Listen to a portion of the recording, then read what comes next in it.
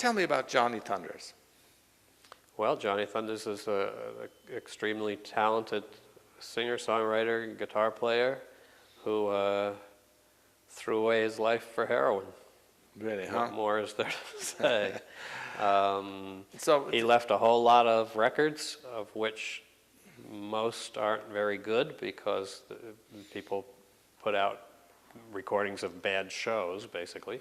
But there is a core of about a half a dozen CDs. They're as good as anything anyone has ever put out. I see.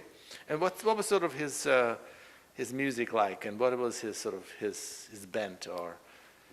It's just straight ahead hard rock and roll. If you want to know what it's like, you need to listen to the CD called "So Alone," Johnny Thunders' "So Alone," which is his first solo effort, and of course the Heartbreakers live at Max's, and another one called Johnny Thunders and the Heartbreakers LAMF, the Lost 77 Mixes, and make sure that that's the edition that you get. Those three are the definitive Johnny Thunders records. I see, but you know he was to some extent an idol, and he was to some extent sort of well, he was charismatic on stage, but he was sort of also a sad person. Do you know what I mean by that? Well, yeah, sure. I mean, I think an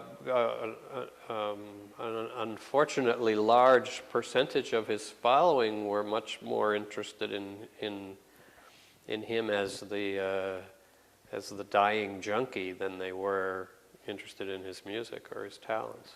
Why is that? I don't know. People are morbid. Alice Cooper said Americans are only interested in sex, death, and money. So there you go.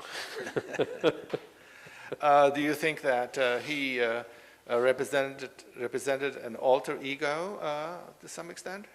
Perhaps. For Americans? There were a lot of foolish people in his entourage who thought they were copying him by going out and shooting up heroin, not realizing that they ought to practice some sort of artistic skill, at least first, if not exclusively.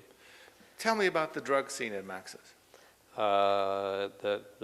There were virtually any kind of drug you wanted was available from somebody there, and most people took drugs openly. It was the 70s.